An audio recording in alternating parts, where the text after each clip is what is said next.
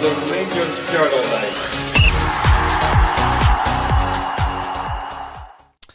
Yes, hello everyone. It is Andrew here, and you are live with the Rangers Journal. This is the post-match for the Club Brugge game that has just finished at Ibrox. And yep, as the graphic says, it is Rangers 1, Club Brugge 3, which I'm sure you are all aware of. So Ross is joining me here.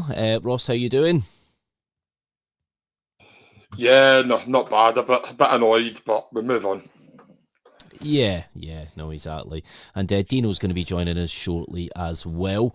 So, let's dissect this. It was not a great game, not a great first 20 minutes at Ibrox. That's probably one of the worst I think we've seen in a very, very long time. But I'm just going to go through the teams. So it was Jack Butland in goal. It was Aarons at right back, Suter, Dija, and Migoma at left back. Then we had Diamande, Rothwell, and Raskin in the midfield. And then we had Antman, Danilo, and Gassama. Now, before kickoff, Billy did mention that he thought that midfield was a bit weak and a little disjointed. Did you have any fears about that midfield? Yes. I don't know, maybe it feels like he tried a different formation tonight. And it just didn't work at all. I felt kind of sorry for Cameron. I would have give him a start over Diamande. Cameron has been a cracking player since he came in. I'd imagine himself would be very frustrated sitting on the bench. Yeah. No, I the totally only agree. Only positive thing was when Agami come on, the difference up front. And as you said, we're only 2 goals. Could be worse. That's the thing. It's hard to look positive after a game like that, but yeah. I guess that is the one positive is it could have been a hell of a lot worse, and it looked like it was going to get worse. So let's talk about the game. Obviously, game started.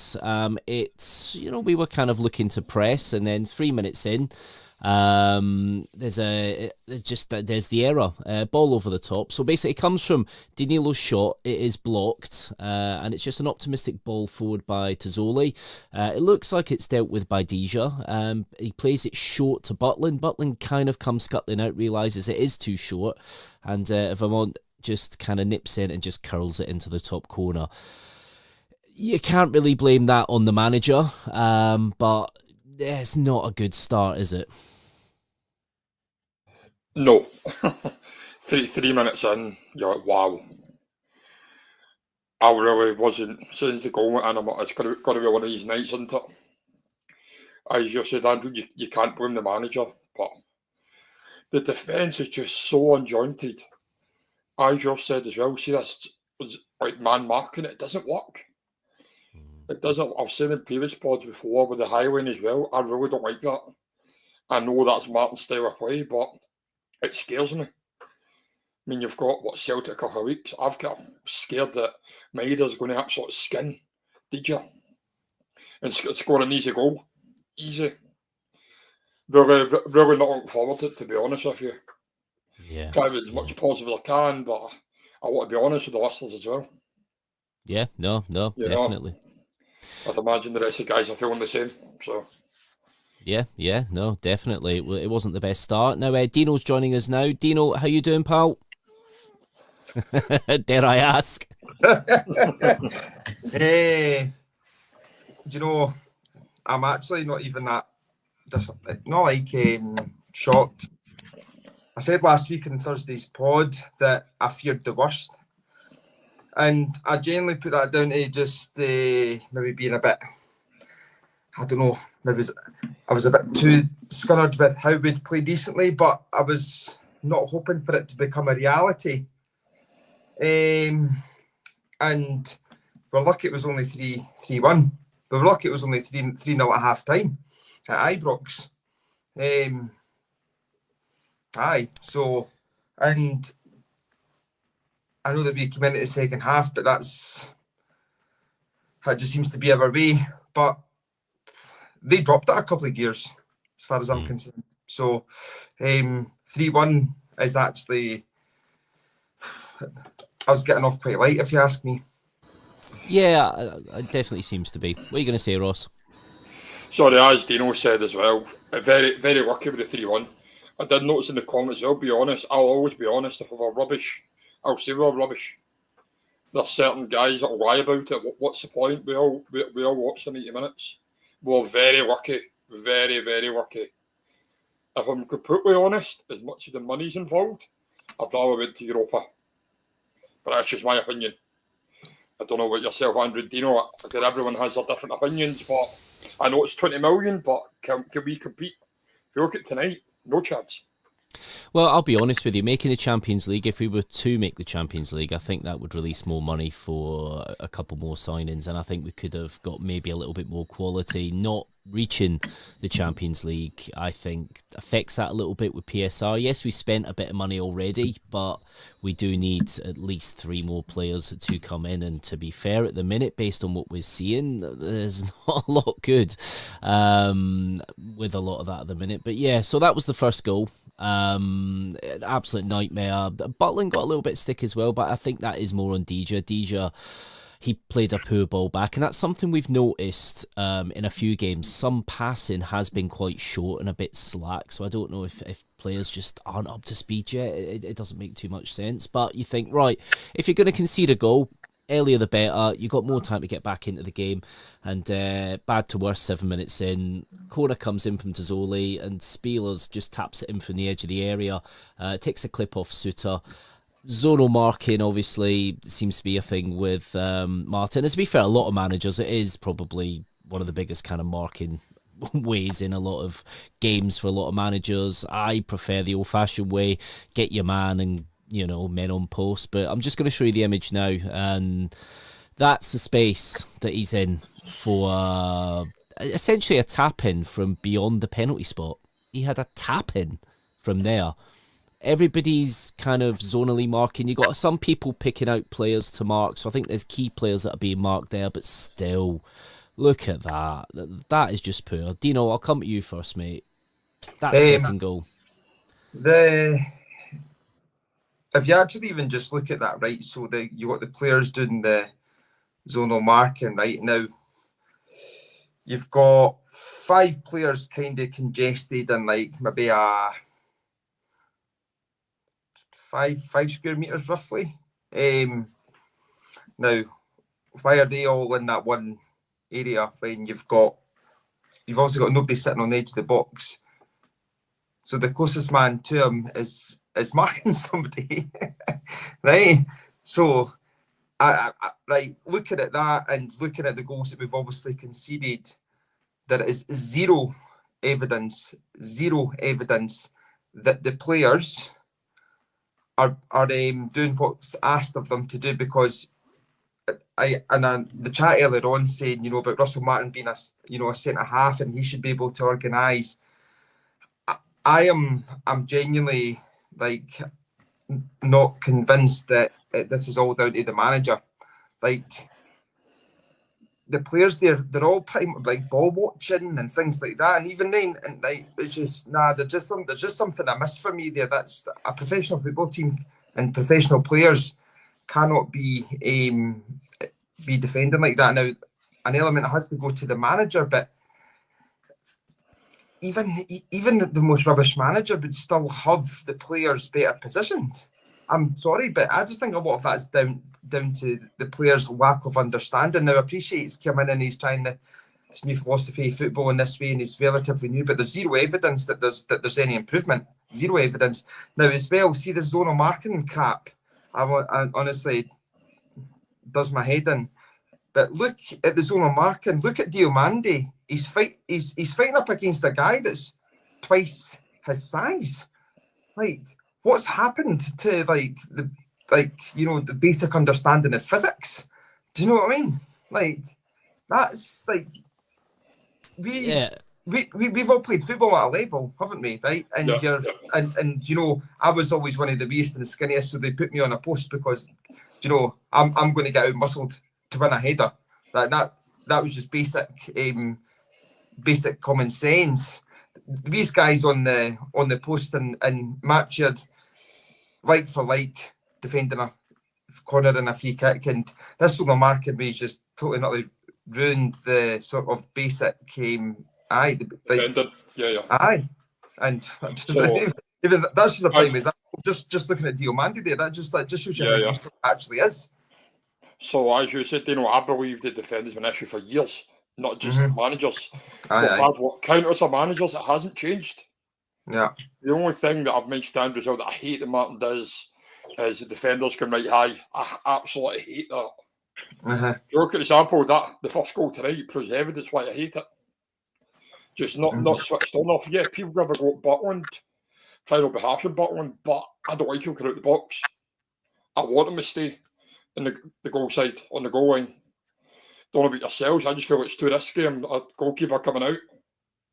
I think changes. So I think zonal can work if you're extremely organised. So basically, if everybody knows exactly what they're doing at the exact time, and you've got the right players with the right height, it can work, and we have seen it work. It's rare with us though, because I think sometimes we eventually we'll go back to basics, and it does happen when you see us set up for corners and men take men on, and there'll be people on the posts. That will happen at some point.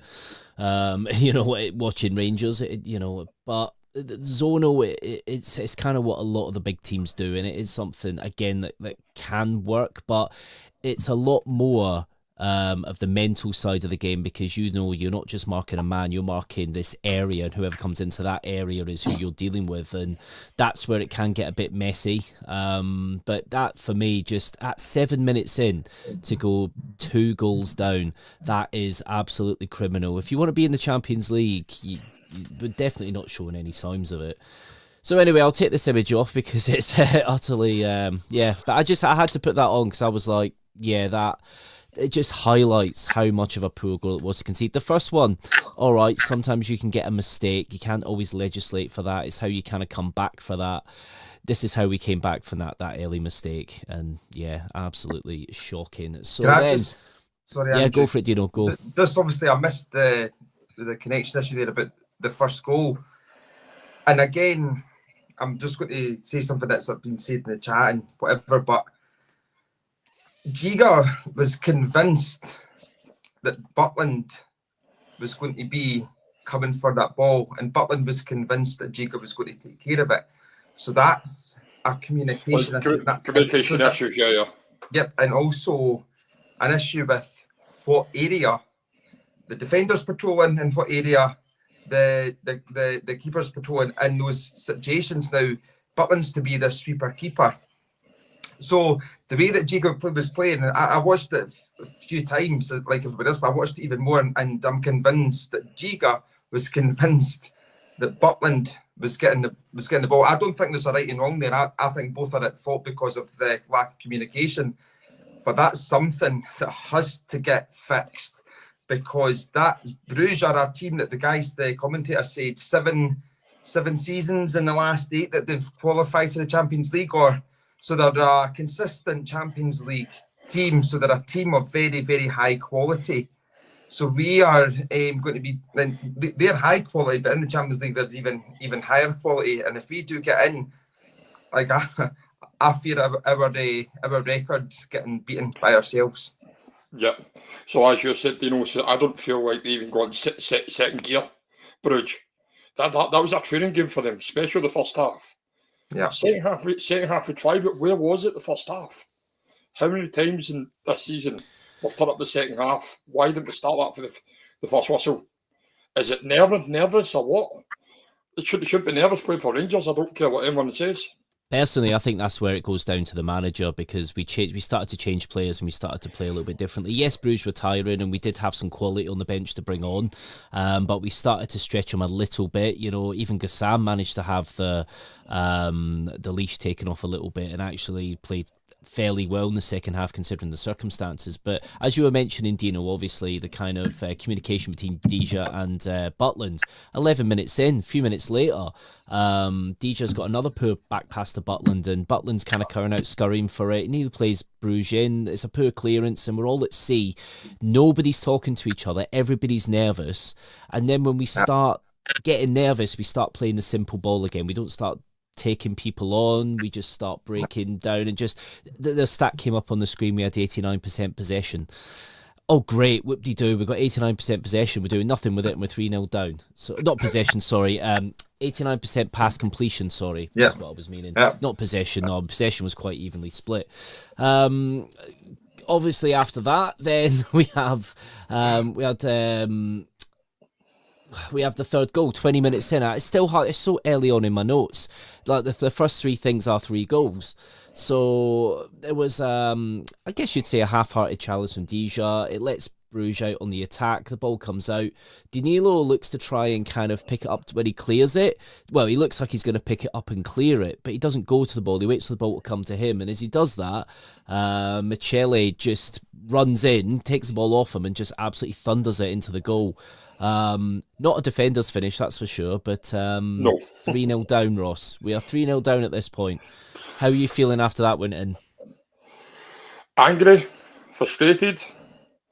I'm being honest, I'm kind of glad I was at the stadium tonight, because I heard obviously the boos and fans. I'm just really annoyed, kind of, I don't know the easiest way to describe it, just frustrated, angry, as I said, just like this is at Rangers, like what's going on? You know what I mean? It's, I don't know. I don't know how to describe that first half. Just, I'd rather forget about it, if I'm completely honest with you guys. I'd rather just take it from my mind and just forget all about it. Yeah, well, but unfortunately, we can't do that. So, unfortunately, not. No, and you know, it felt like it was going to get worse, didn't it? Dino? We were 3-0 down, 20 minutes in. Manager wasn't really making any changes. He was barking some orders from the touchline, but I thought we might see a sub or two at this point. But there was no changes, was there, Dino? No, exactly. Like that, you know, there wasn't even any tactical changes in terms of, you know, players switching players, like, you know, maybe trying a left-footed player on the left side of the three in midfield and a right-footed player on the right side of midfield. Just, you know, just a wee change of that. Just have a go, see what happens, because can't get any worse. And then obviously the lack of urgency in the team is frightening. So to then drop, you know, like Lyle Cameron, who seems to be quite energetic and, you know, wanting to establish himself as a first choice Rangers player, and was probably quite unlucky to get dropped as far as, in my opinion. But just to bring somebody on to bring that bit of energy to the team. But one thing that there is a lack of, and it's not just the game tonight, but any cohesion. And I've said this before in a previous pod, and I apologise for people that feel like I'm repeating myself. But when Gerrard was manager and we played 4-3-3, the three forwards pressed in unison, and the three midfield pressed in unison, and you often seen it, like sometimes you would see Morelos on the right of the three, Kent in the middle, or, do you know, but they would all, and then when they'd reposition themselves, but they all knew their jobs and their roles for what they were meant to do and when they were meant to do it. And there is nothing like that at all in our team. It's just quite higgledy-piggledy. And you're not going to be, like, we were quite good at winning the ball back under Gerrard and the pressing, and we could hurt teams when we did that, because we were all organised and everybody knew what they were meant to be doing. I guess it did get obviously a bit repetitive and easy to play against further on down the line, but my point is there's nothing even remotely close to that at this moment in time. And when we're playing at Ibrox in a playoff to get into the Champions League, and you've got, like, I watched it, like one press, like Raskin went on his own to press. There was nobody else going with him. Like, and then flip it on the other side, when we had the ball and when Bruce pressed, like, when we our danger men, Gassam on the left, Ant-Man on the right, as soon as they were getting the balls, they were flooded with players. same with Mikey Moore, when he came on, every time he was getting the ball, getting flooded with players, but when their danger men was on the ball, there wasn't any assistance for any of the defenders. Players didn't know where they were going or what they were doing. As I said, it's just a sheer lack of cohesion. And I guess it takes time to build that, but there's very little signs that there is actually any cohesion building in the first place. Yeah, do you know what? You hit the nail on the head there. There was a few times, especially in that first half, where somebody's got the ball and you go, right, you need to break. And there was people that were not even just staying static, but some even moving back. And you're thinking, right, what's that going to do here? Now, towards the end of that half, we had a couple of little breaks down the wings. Gassam had a shot which he kind of shanked wide. He wasn't really having a great first half.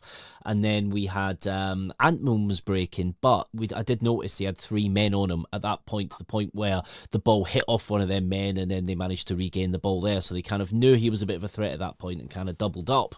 Half-time come, thought, right, we need to make a change in this second half. The change didn't come. He did the usual kind of modern manager thing, wait till 60 minutes for the changes.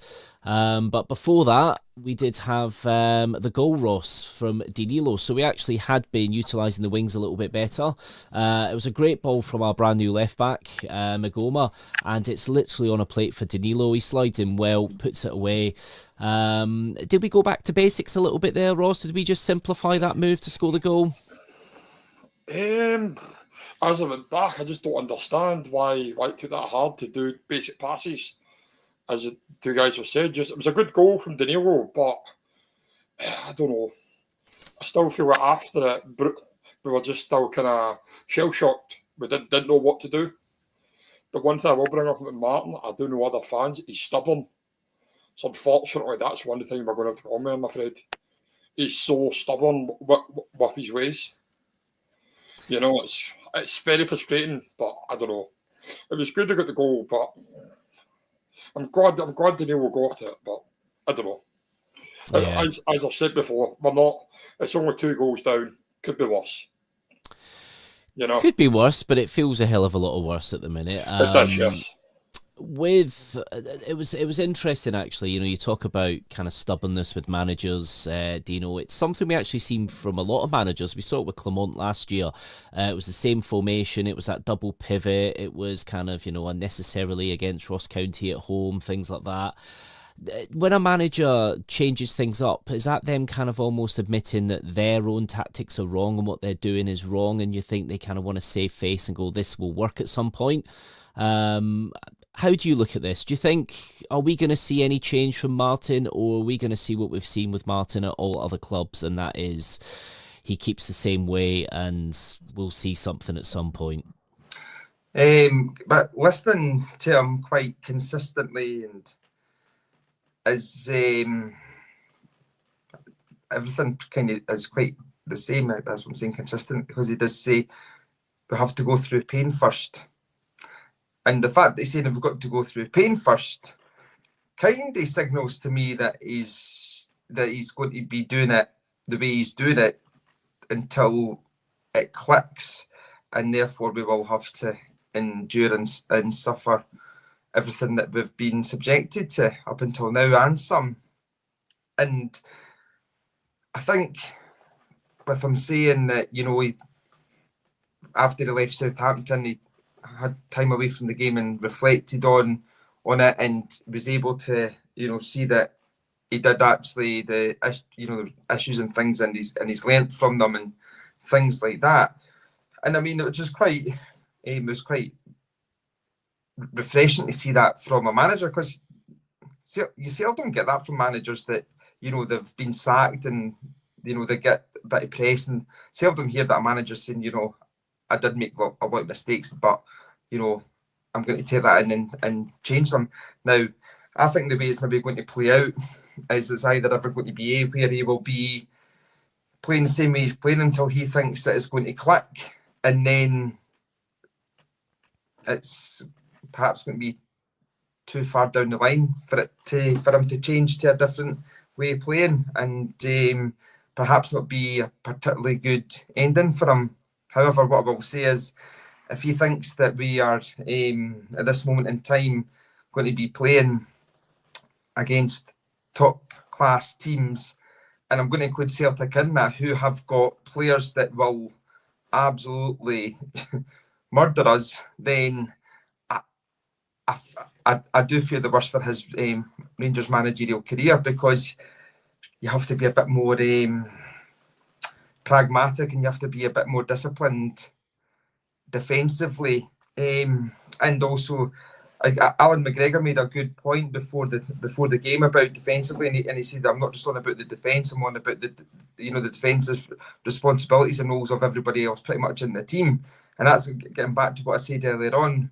When we were under Gerrard, we were very, very good, very well organised, defensively, and we were solid. We were very solid.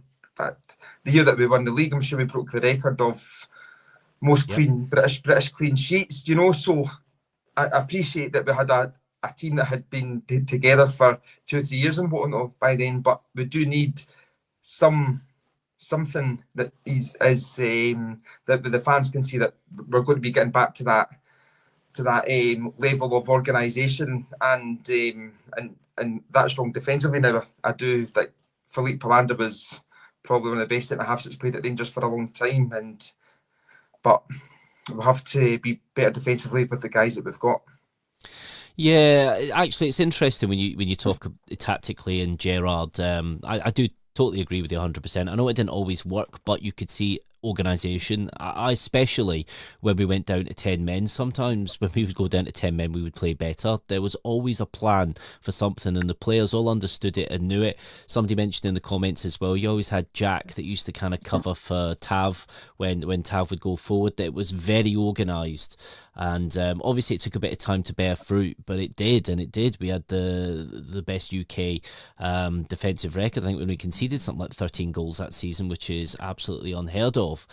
Obviously it's still early days for Martin. I don't think you'll see any sort of change in the managerial hot seat, and it will be interesting with the next few games coming up. Got to admit, St Mirren will probably be licking their lips after watching that tonight, and of course we've got an Old Firm game coming up. But one thing that I have kind of noticed, Ross, and obviously we did score tonight through Danilo, but it does feel almost like we don't have a strike force, Ross. The last few games, it almost feels like we're extremely lacking up top. Yeah, things changed in the second half, but when you're terrible at the back and you don't really have a strike force, there's no real team there, is there? Correct. It's been, I don't know, maybe been a couple of years since we actually had an out-and-out striker. I remember goes back as Alfredo Morelos was probably the last out-and-out striker that the club had. And I don't know if you guys agree with that or not, but it's like just frustrating. I don't know what is expected. Is he wanting the midfielders to go further up and try and score? But if you lose the possession, what are you supposed to do then? We need a striker now. I believe the boy that we wanted is name escapes you, that we missed out on again. Who's to blame for that? The board, manager, Tudgeman, that's the one. Like who's to blame for that? You know what I mean? I see the comments as well, Kevin Mbappe up front. That's true. The service is absolutely shocking. The likes of like Danilo and that, they're getting no service at all. So what is supposed to? You had a couple of crosses tonight, but no one was taking advantage of it at all. It was very, very frustrating tonight. Yeah, no, it's not the first game. Yeah, no, interesting talking about that as well, because all of a sudden when we did make the substitutes late on, so obviously 60 minutes, bang on the 60-minute mark, it can only be made then because of some, mythical number. It's absolutely bizarre, but obviously Danilo came off, Igaman came on, Diamandi came off, Asgard came on, then 70 minutes we had Ant-Man come off, Moore come on, Megama come off, and Tav came on, and Tav went, I think, left back, didn't he? Which seemed to kind of work, and then 85 minutes we had Rothwell off and Cameron on. The players that came on were looking at making it. They actually were making an impact. You could see Cameron with a few bursting runs. Moore still finding his feet a little bit, was taking men on and getting crosses in. And of course, Asgard was taking people on as well. And don't get me wrong, I think probably the lowest performer of the guys that came on was probably Igaman. He looked bright the first few minutes and then kind of dropped off a little bit. I think he just was struggling to get past people. But yeah, we improved in that second half. Do you think it was, Dino, the fact that Martin fielded the wrong team really, or you can argue that there's fitness issues with certain players haven't played, but did he choose the right team tonight? There's definitely room for arguing that he didn't. As I said, the energy that Lyle Cameron gives you in midfield, I would have been tempted to have played him ahead of Rothwell, if I'm being quite honest with you. And in terms of like up front, maybe Igaman instead of Danilo, just to give us that, just to try something different, because it was quite frightening that Danilo's that was his first goal in 22 games tonight. Do you know? So, and Stephen Wilson in the chat earlier on said that the injury to Danilo was maybe been really, really detrimental to his playing ability, and really you can really see that's maybe actually really, really true and sad, because those injuries that he got were just freak accidents, and he was also a very, very good centre forward in Holland and came here and did look good, but I just think that playing at Rangers is maybe just too far for him. So having a man, a lot of people are saying that his head's maybe been turned with the interest from Lille and whatnot, but I do think that give him the opportunity, I think he will be, if his head is turned, it'll be wanting to play out his skin to maybe perhaps get more teams interested in him, or Leo giving a better offer for him, things like that. So I think given the opportunity, he would maybe rise to the occasion, and given that Dessers is injured and stuff like that, yeah, that's what I would have went with. But other than that, I think you've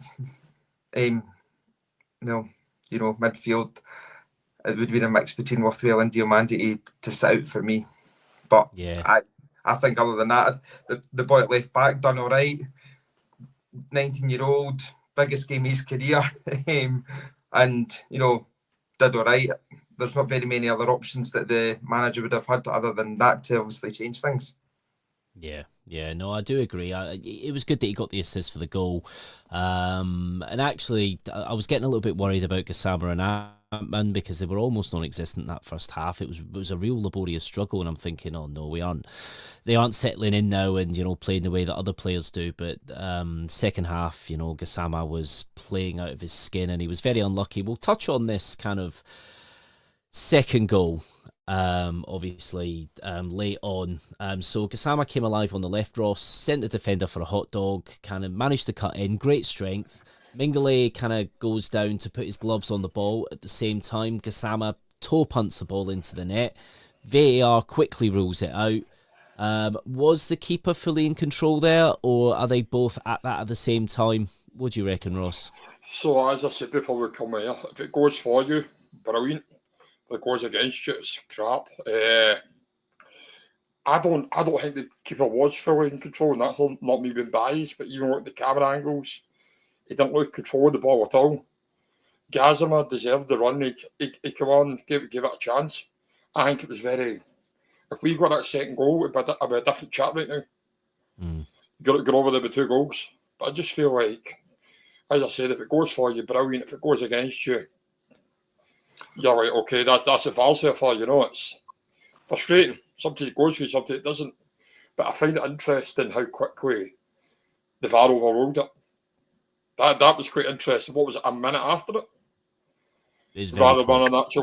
Rather than usual thinking, the whole 3-4 minutes that they usually take. So I feel sorry for the young lad, but hopefully this is not... It won't affect him the next couple of games. This will get him on, keep going. But... Dino, what do you reckon? I don't know. It was a 50-50. Going by the the replays, our first instinct was that they both, the hand went on the ball at the same time as his foot hit the ball. So that to me is a 50-50. And the rules of the game is that the keeper didn't have complete control, because if he had complete control, he would have been on the ball, before to, get a grip of it. And the way his hands were, it just, and the fact, Ross, you made a great point there. I thought the exact same. Usually when it's a VAR incident and we're involved, you can go away and make a cup of tea and come back.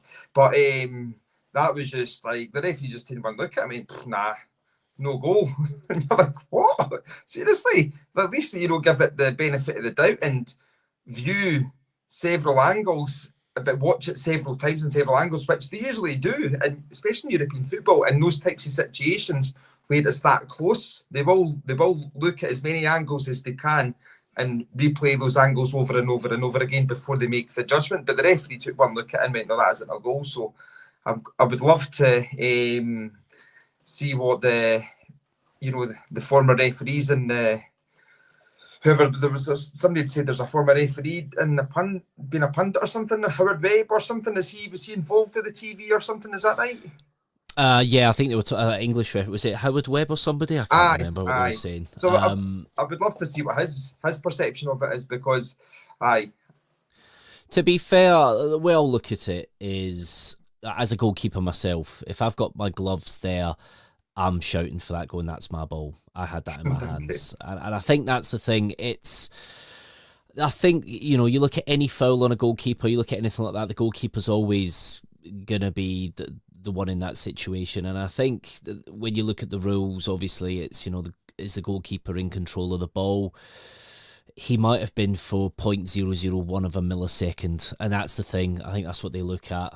But sadly, it wasn't to be. And I'm going to go into one last thing. So obviously this has gone on for about 36 minutes tonight, because there's been a lot to cover this tonight. Guys at home, make sure you are liking and subscribing. We're up to nearly 1,000 people watching, and there's only a couple of likes. So guys, please like and subscribe. It does help us, and turn your notification icon on, and you'll be notified anytime we go live. Last kind of thing that kind of really happened was Igaman managed to get a great cross into Gassama. Gassama's held back by Vitelin. Now, it's a difficult one when you look at it. It's probably not given, as Gassama's not in control of the ball, or kind of as near to it as he could be. Dean, I'll go with you first. Would you reckon to that? I vehemently disagree with you. That's a stonewall penalty. He scissor kicks him down, doesn't? If that's anybody else on the park, the old cliche, if that's anybody else on the park, that's a foul. He goes like that and saws him down with his legs like that. That's like something that you would see in an MMA match. That is absolutely ridiculous.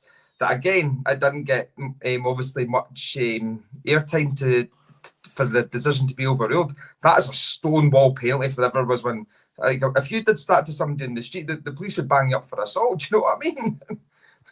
Absolutely ridiculous. The one thing I will say is I was writing my notes down at the time after it came in, because I thought, what is going on here? So then I kind of started writing. I didn't see a replay. I don't know if they did show a replay, but at the moment, the only thing that I looked at was the ball was not as near as it could have been. So I'm thinking maybe they're classing it as, he wouldn't have got there anyway. Don't get me wrong, the referee never pointed or anything. It wasn't overruled, so the referee didn't think at the time. Ross, what did you reckon to that when that ball came in? Is that a foul? Is that a penalty for you? As Dino says, that's assault. It's a stonewall penalty. As Dino says, it happens to anybody else in the park. It's a free kick. So what's the difference in the box and outside the box? Yeah, it might be my boy tinted glasses on, but come on. You want the rest want respect. Give us what we deserve. Should have got a penalty. Even with VAR there as well, it is quite a surprise, because obviously I think it went for a corner, didn't it? And the corner then was taken quite quickly, so obviously the decision was made very, very quickly once again. But again, I think I need to see another replay of it, because I need to see it from behind, I think, because when I saw it with the TV angle, it looked like a bit of a coming together. Don't get me wrong, Gassam does look like he's hindered, but at the same time, he didn't look fully as near to the ball as what it could be. Got KW here saying it is a foul as well, so might have to have another look at that. But Yeah, there we go. Right, guys, we have been talking for nearly 40 minutes.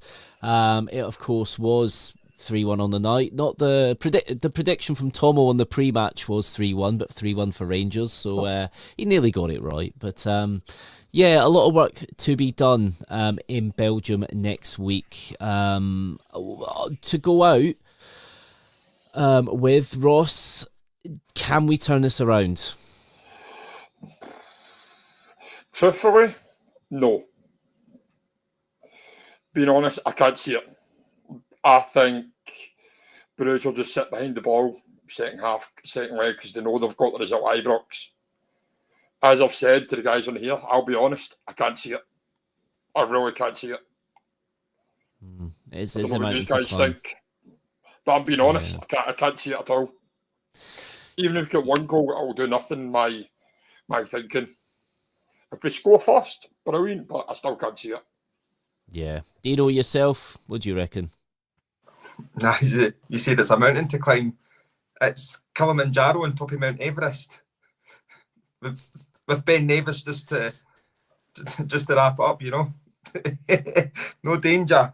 We'll be lucky if it's 3-0 at half time to them next week. From what I've seen from Rangers in recent years, we are very good at scoring goals away from home in Europe, and you know anything's possible. However, I've not seen any evidence so far this season that we can do something like this. You look at the Pilsen game, obviously. I think 3-0 was almost a bit of a bad result for us because I think we went out there, you know, not having to press, not having to do anything, and we just weren't very good at just being able to go out there and play the game we wanted to play because we didn't have to attack, and I think that let Pilsen onto us, and I think that is the reason we lost, because we're not very good at keeping, you know, Wayne's out of a close, let alone, you know, football out the goal. And I just feel that you never know, next week this could be a little bit different where we have to attack, but seeing us tonight where we had to have a positive result and be a couple of goals up to really, you know, be in with a good chance, I just don't see us doing it. It just depends on how Bruges approach it. But yeah, well, that's it from us tonight, guys. Ross, thank you ever so much for coming on, mate. Thanks a lot. Thanks for the guys in the comments as well. I know it's depressing following Rangers, but we wouldn't change it. You wouldn't change it. I think we do need to change it. But yeah, no, thanks for coming on, Ross. Cheers, mate. And Dino, thank you for coming on, mate. And glad you got your internet sorted out. But yeah, it's a good night for it, eh? Oh, aye. Pleasure and privilege as always, mate. If you didn't laugh, you'd cry, wouldn't you? But Correct, yeah, guys. correct.